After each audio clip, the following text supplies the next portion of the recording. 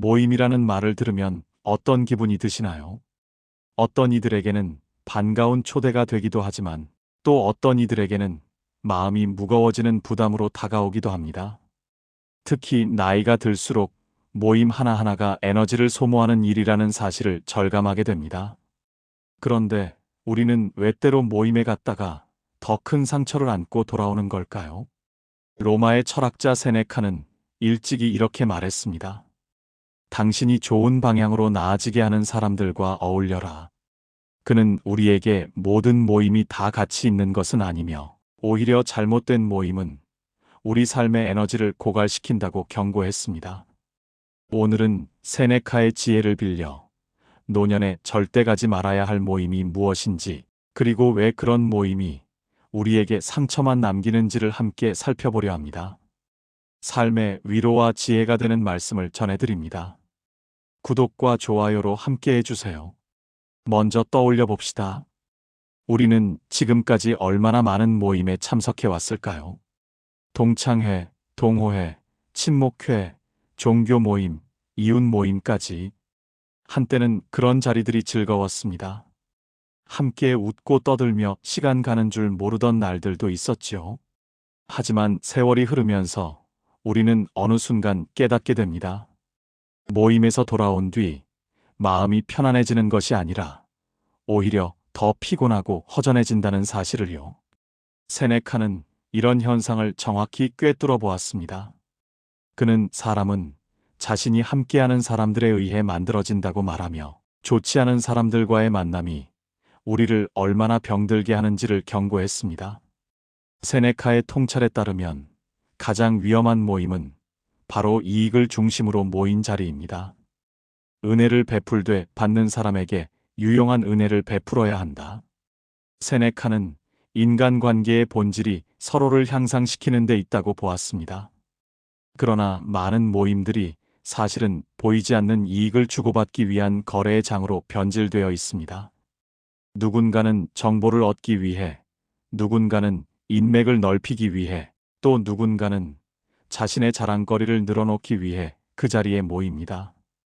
그리고 당신이 더 이상 쓸모없다고 판단되는 순간 그들은 언제 그랬냐는 듯 당신 곁을 떠나가곤 하지요. 한 번쯤 경험해 보셨을 겁니다. 오랜만에 나간 동창회에서 누군가는 자신의 성공담만 줄줄이 늘어놓고, 누군가는 자녀 자랑에 여념이 없으며, 또 누군가는 은근히 남의 형편을 캐묻습니다. 처음에는 반가운 마음에 말을 섞지만 시간이 지날수록 그 자리가 견디기 어려워집니다. 집에 돌아오는 길, 당신은 묘한 허탈감을 느낍니다. 마치 내가 무대 위의 구경거리가 된 것 같은 기분, 혹은 나 역시 누군가를 비교하며 살아왔다는 부끄러움이 몰려오기도 합니다. 세네카라면 이런 모임에 대해 단호하게 말했을 겁니다. 그런 자리는 당신의 시간을 훔쳐가는 도둑과 같다고 말입니다. 그럼 지금부터 노년에 절대 가지 말아야 할 모임의 특징을 하나하나 살펴보겠습니다. 첫째, 비교와 과시만 가득한 모임입니다. 세네카는 진정한 부자는 많이 가진 자가 아니라 적게 필요로 하는 자라고 했습니다. 하지만 어떤 모임에서는 정반대의 가치가 판을 칩니다. 누가 더 좋은 집에 사는지, 누구 자녀가 더 좋은 직장에 다니는지, 누구 손자가 더 똑똑한지를 겨루는 자리가 되어버립니다. 그런 자리에서는 진정한 소통이 일어나지 않습니다. 모두가 자신의 이야기만 하느라 바쁘고 남의 말은 듣는 척만 할 뿐입니다. 나이가 들수록 우리는 알게 됩니다. 삶의 행복은 남과의 비교에서 오는 것이 아니라 자기 자신과의 화해에서 온다는 사실을요. 쇼펜하우어 역시 인간의 행복을 가로막는 두 가지 적수는 고통과 무료함이라 했지만, 노년의 우리에게 더 큰 적은 바로 끝없는 비교입니다. 비교는 마음의 평화를 깨뜨리고 우리가 이미 가진 것들의 가치를 보지 못하게 만듭니다. 그래서 비교와 과시가 난무하는 모임에 갔다 오면 집에 돌아와서도 마음이 어지럽고 허전합니다. 마치 내가 가진 것이 초라해 보이고 지금까지 살아온 삶이 보잘것없어 보이기까지 합니다. 하지만 생각해 보십시오. 당신이 살아온 세월은 그 누구와도 비교할 수 없는 고유한 여정이었습니다. 성공의 기준도 행복의 척도도 사람마다 다릅니다. 누군가는 화려한 경력을 자랑할지 모르지만 당신은 소박하지만 따뜻한 가정을 일구어 왔을 수도 있습니다. 누군가는 많은 돈을 벌었을지 모르지만 당신은 정직하게 살면서 떳떳함을 지켜왔을 수도 있습니다.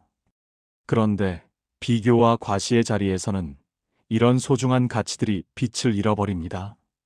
세네카가 당신이 자신에 대해서 생각하는 것은 다른 사람들이 당신에 대해서 생각하는 것보다 훨씬 중요하다고 강조한 이유가 바로 여기에 있습니다. 둘째, 불평과 원망으로 가득한 모임입니다. 어떤 모임은 모이기만 하면 세상 탓, 남 탓, 운명 탓만 늘어놓습니다. 정치가 잘못되었다. 경제가 어렵다.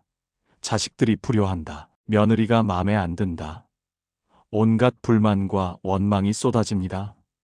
처음에는 그래, 나만 힘든 게 아니구나 하며 위로를 받는 것 같지만 사실 그런 자리는 서로의 상처를 공유하는 것이 아니라 증폭시키는 장소입니다.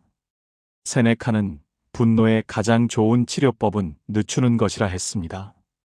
즉, 감정을 가라앉히고 냉정하게 생각해야 한다는 뜻입니다. 그러나 불평과 원망이 가득한 모임에서는 그 반대가 일어납니다.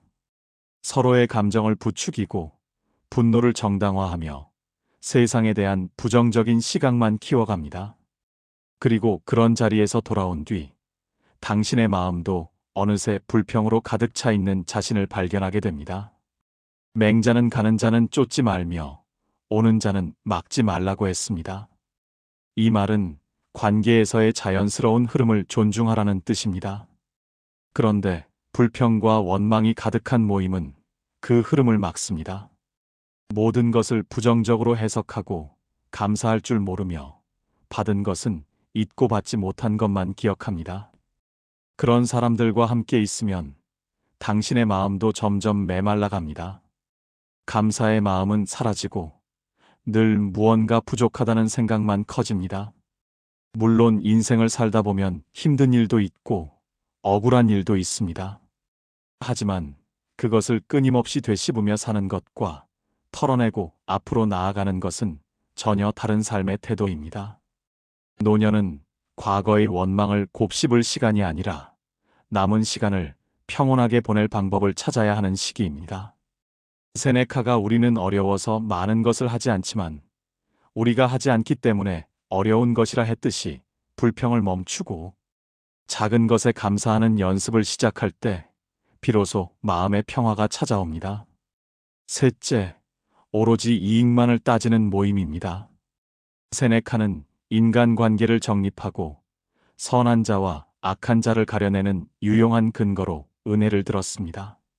진정한 관계는 서로에게 진심으로 도움이 되고자 하는 마음에서 출발합니다. 그러나 어떤 모임은 처음부터 계산적입니다. 저 사람에게서 뭘 얻을 수 있을까? 이 모임에 나가면 내게 어떤 이득이 돌아올까를 먼저 생각합니다. 이런 모임의 특징은 당신이 줄 수 있는 것이 없어 보이는 순간 태도가 확 달라진다는 점입니다. 예전에는 친절하게 굴던 사람들이 어느 순간부터 연락이 뜸해집니다. 은퇴했다는 소식을 들은 뒤로 만남 제한이 사라지기도 하고 건강이 나빠졌다는 얘기를 하면 슬그머니 자리를 피하기도 합니다. 이런 경험을 하고 나면 마음속에 깊은 배신감과 허무함이 남습니다. 세네카는 평생을 외국 여행으로 보내는 사람들은 많은 환대의 자리를 얻을 수는 있겠지만 참되고 두터운 우정의 자리는 얻지 못한다고 했습니다. 이 말은 표면적인 관계가 아무리 많아도 진정한 우정을 대신할 수 없다는 뜻입니다. 이익으로 맺어진 관계는 이익이 사라지면 끝입니다. 그런 관계에 시간과 에너지를 쏟는 것은 모래 위에 성을 쌓는 것과 같습니다. 아무리 높이 쌓아도 파도가 한 번 치면 흔적도 없이 사라져버립니다. 노년에는 이제 그런 허망한 관계에 매달릴 이유가 없습니다. 오히려 소수라도 진심으로 마음을 나눌 수 있는 사람을 곁에 두는 것이 훨씬 가치 있습니다. 이익이 아닌 진심으로 맺어진 관계는 시간이 지날수록 더욱 단단해지고 어려운 순간에도 서로를 지탱해 줍니다. 세네카가 말한 좋은 방향으로 나아지게 하는 사람들이란 바로 이런 사람들을 뜻합니다. 여기서 우리는 한 가지 질문을 던져봐야 합니다. 그렇다면 어떤 모임에 가야 할까요? 세네카는 당신을 괴롭히는 것들로부터 도망가기를 원한다면 다른 장소가 아니라 다른 사람이 되어야 한다고 말했습니다. 이 말은 단순히 장소나 사람을 바꾸는 것이 아니라 내 자신의 기준과 태도를 바꿔야 한다는 뜻입니다.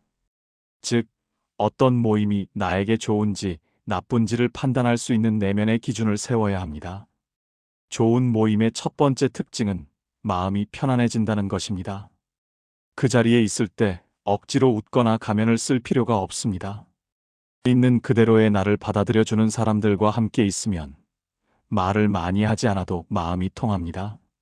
세네카가 진실은 진실한 행위를 통해서만 남에게 전달된다고 했듯이 진정한 관계는 말이 아니라 마음으로 느껴지는 것입니다. 좋은 모임의 두 번째 특징은 서로를 성장시킨다는 것입니다. 그 자리에서는 좋은 영향을 주고받습니다. 누군가의 경험담을 듣고 지혜를 얻기도 하고 새로운 시각을 배우기도 하며 긍정적인 에너지를 받기도 합니다. 쇼펜하우어는 더 배우고 연구하고 생각하려는 욕구가 클수록 여가 시간에 혼자서도 마음껏 자유를 누릴 수 있다고 했습니다. 좋은 모임은 바로 이런 배움의 욕구를 자극하고 삶을 더 풍요롭게 만들어줍니다. 좋은 모임의 세 번째 특징은 감사와 격려가 흐른다는 것입니다. 그 자리에서는 서로의 작은 노력을 알아봐주고 힘든 시간을 함께 위로하며 앞으로 나아갈 용기를 북돋아줍니다. 세네카는 배은망덕이야말로 인간이 행할 수 있는 가장 큰 악행이라고 했습니다. 반대로 서로에게 감사할 줄 아는 사람들이 모인 자리는 따뜻하고 아름답습니다. 그러나 솔직히 말씀드리자면 이런 좋은 모임을 찾기란 쉽지 않습니다. 평생을 살아오면서 진정으로 마음이 통하는 사람을 몇 명이나 만나셨습니까? 손에 꼽을 정도일 겁니다. 그리고 그것으로 충분합니다. 세네카는 가장 강한 사람은 스스로를 통제할 수 있는 자라고 했습니다. 모든 모임에 다 가려고 하는 것이 아니라 정말 가치 있는 자리를 선택할 줄 아는 것, 그리고 필요하다면 혼자 있는 시간을 즐길 줄 아는 것이야말로 진정한 지혜입니다. 혼자 있는 시간이 주는 평화를 과소평가하지 마십시오. 조용히 차 한 잔을 마시며 창밖을 바라보는 시간, 좋아하는 책을 읽는 시간, 산책을 하며 자연을 느끼는 시간. 이런 순간들은 어떤 시끄러운 모임보다 훨씬 더 우리 마음을 채워줍니다. 세네카가 때로는 살아있는 것조차도 용기가 될 때가 있다고 했듯이 노년에 우리에게 필요한 것은 분주한 모임이 아니라 고요한 성찰의 시간입니다.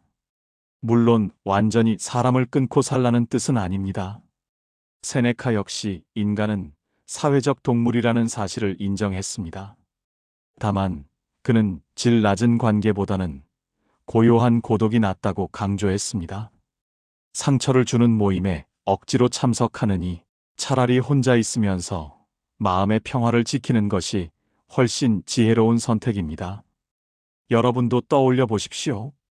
최근에 다녀온 모임 중에서 정말 마음이 편안하고 행복했던 자리가 몇이나 되었는지를 말입니다. 혹시 대부분의 모임이 의무감에 가거나 체면 때문에 가거나 혼자 있기 외로워서 가지는 않았는지요? 만약 그렇다면 이제는 용기를 내어 그런 자리를 정리할 때가 되었습니다. 세네카가 인생은 짧은 이야기와 같다. 중요한 것은 길이가 아니라 가치다라고 했듯이 남은 시간을 어떻게 쓸 것인가는 전적으로 당신의 선택입니다. 나이가 들수록 우리의 시간과 에너지는 한정됩니다. 그 귀한 자원을 어디에 쓸 것인지 신중하게 선택해야 합니다. 비교와 과시만 가득한 모임, 불평과 원망으로 가득한 모임, 이익만을 따지는 모임. 이런 자리에서는 과감하게 발을 빼십시오. 처음에는 나만 빠지면 이상하게 보이지 않을까, 사람들이 뭐라고 하지 않을까 걱정될 수도 있습니다. 하지만 곧 깨닫게 됩니다. 그런 걱정은 쓸데없는 것이었다는 사실을요.